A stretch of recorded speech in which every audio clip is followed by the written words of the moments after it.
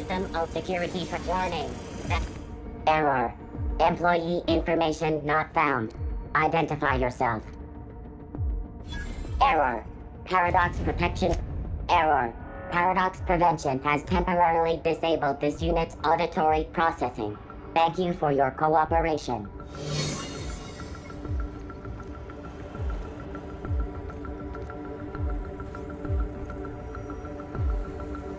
Okay, keep quiet.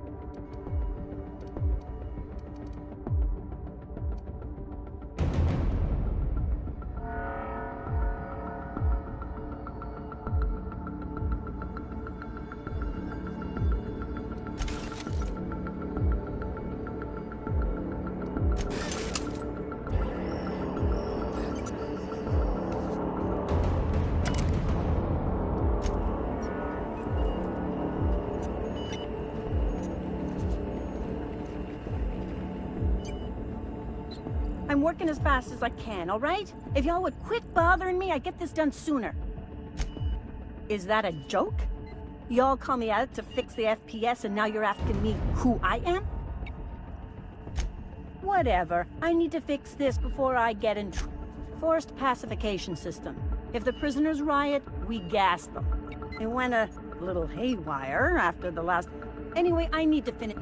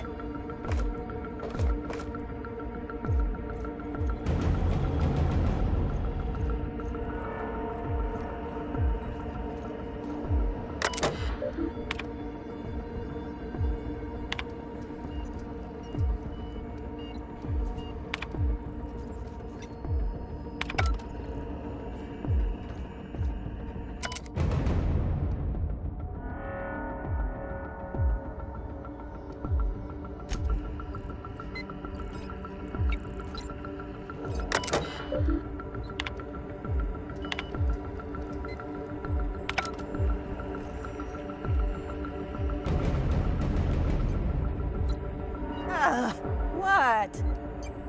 Of course. Why?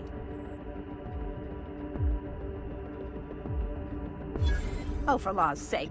Fine. Just don't go shooting up the place with gas, all right? The password is tartar sauce. One word. All lowercase. Have at it.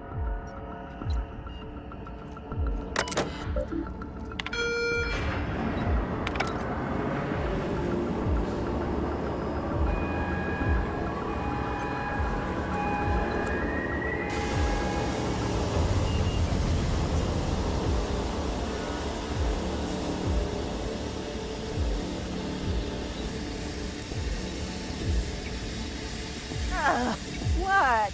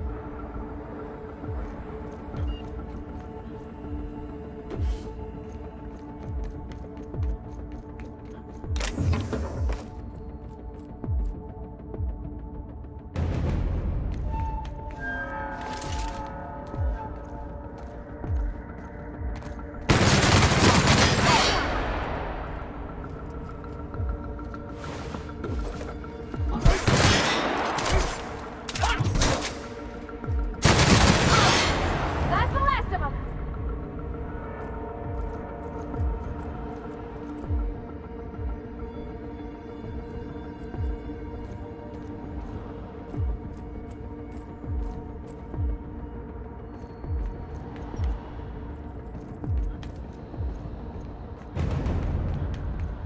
Imagine being locked up in a place like this. Just the weight of all that stone and steel. Oh, it's making me sick.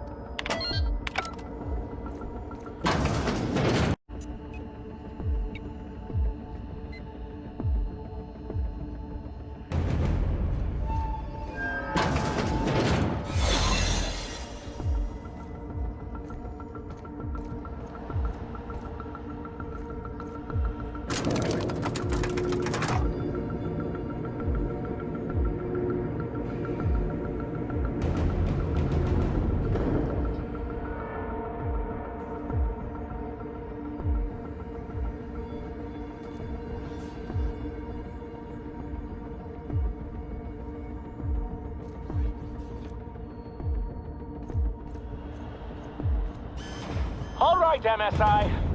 I'm not one for rousing speeches, but the captain needs our help. So, get in there and fight! Waste of company ammo.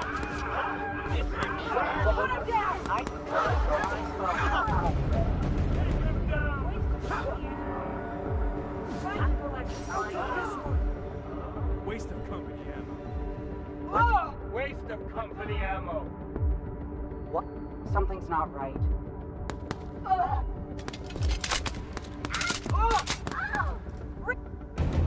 I need backup!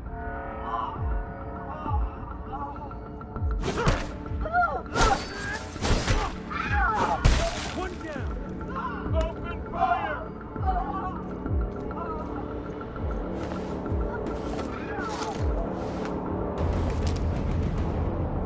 I just earned a fine bonus.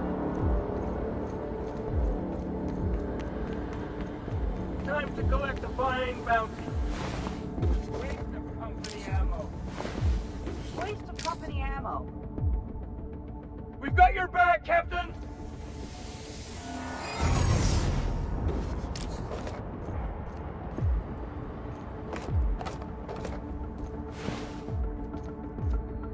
Nice to see Nyoka on the mend.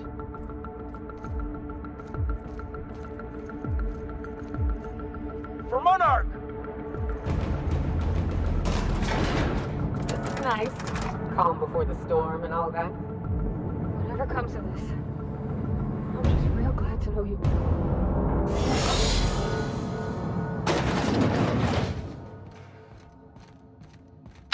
Captain, you have an uncanny talent for complicating my life. You've been working with Dr. Wells from the beginning. When we moved to arrest him, he was prepared. I lost good soldiers in the attempt. You've disrupted the balance of power. You've upset the natural order of things. You've introduced uncertainty. I'm afraid I can't do that. I'm aware of your diplomatic talents, Captain. You have a gift for all your talents. You are the enemy of Halcyon, and therefore you are my enemy. You make a nuanced and compelling argument. Dr. Wells is being held in my... All that's left to do is put down this riot, arrest you, and then get on with the bloody business of saving this colony.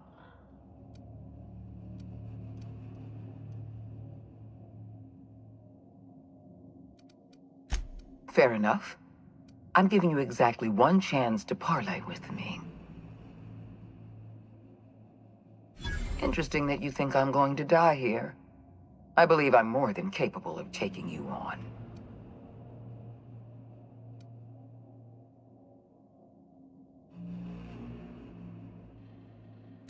Did you really think I would make this easy on you? I've devoted my entire life to protecting Halcyon. I'm not afraid to die in the line of duty. Don't you think I know that? You were always an unknown variable. I tried to recruit you, but you threw your lot in with that madman, Phineas Webb. This prison is equipped with an automechanical warden. I've had it programmed, and don't worry.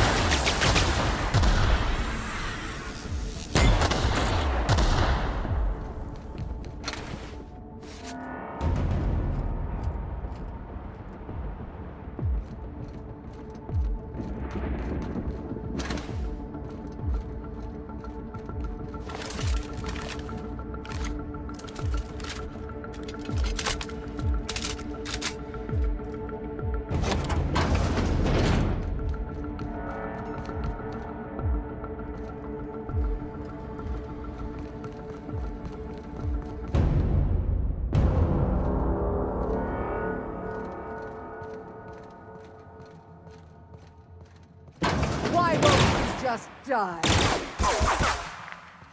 Everyone all right?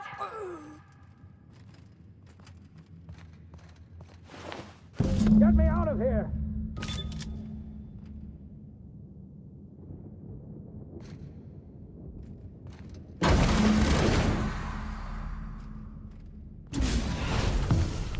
You don't know how glad I am to see you. You did the right thing.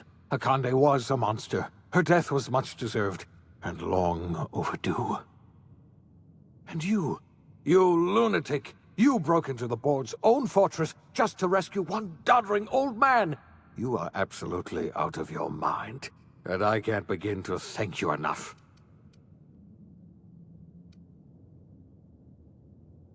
Ah, all in a day's work for you, huh? You've broken the board's stranglehold on this colony, and you saved my life. But there's still so much we have yet to accomplish. You and I are going to have to work harder than ever to save Halcyon. I'm afraid the situation is far worse than any of us ever anticipated. I would like nothing more than to celebrate this victory, but we have a serious problem on our hands. Earth has gone dark. We haven't received a single message in 3 years. 2 years ago, the Earth's Directorate's frigate disappeared on their way back to Earth. We don't know what they did. So we've got to make do on our own. Seems to me that'll make us stronger in the end anyhow. You're quite right. We've got no choice. You mean... I'm afraid so, Miss Holcomb. Halcyon... We're in serious trouble, my friend. Do you know what this means for Halcyon? Yes, we do. You've done a marvelous... We must begin the revival process immediately, starting with the Hope's brightest... We're going to need a leader, and I can't imagine a better person for the job than you. What do you say, old friend? Will you help us? When I revived you, I thought you were going to help. I had our roles reversed, you see. You're the one who's going to save us all. I'm just the one who set you. You're the best thing to ever happen to... We're not a colony any longer. Our future...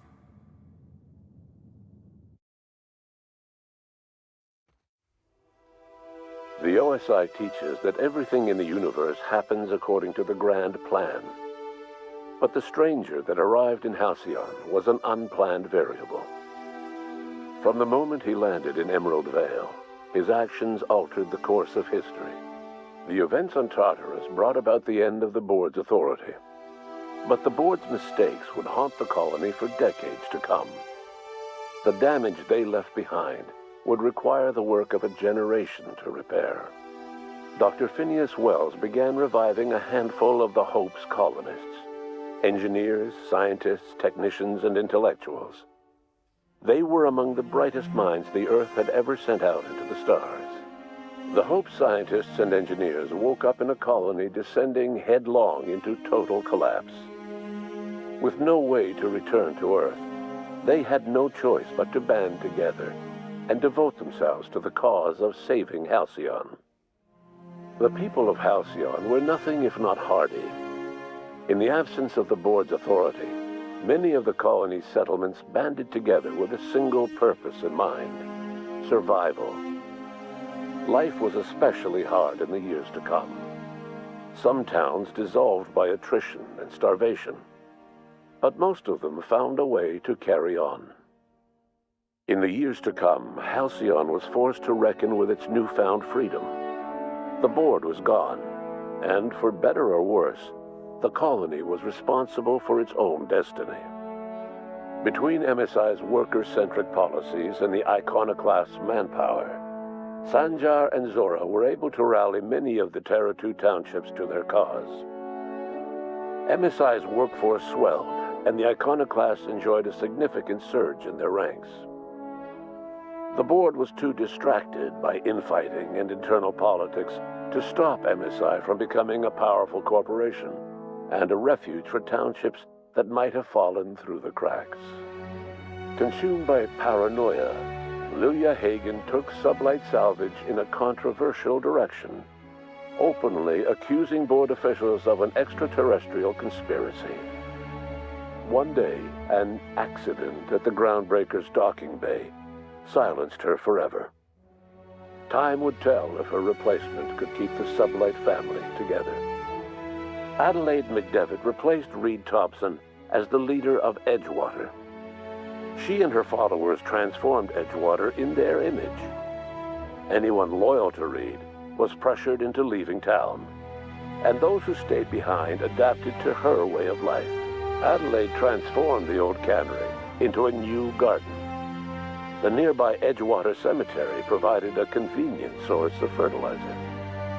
Under the leadership of Junlei Tennyson, the Groundbreaker held firm against corporate influence. The ship's mechanical stability gave Junlei the time to educate a promising generation of engineers schooled in her family's traditions. The future of the Groundbreaker looks promising.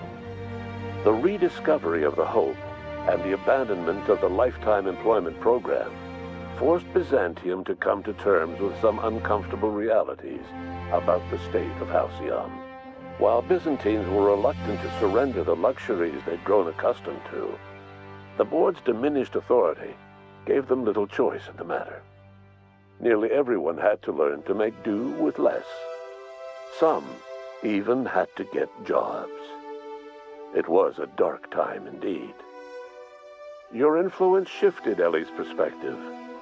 She finally admitted, albeit grudgingly, that she just might need other people.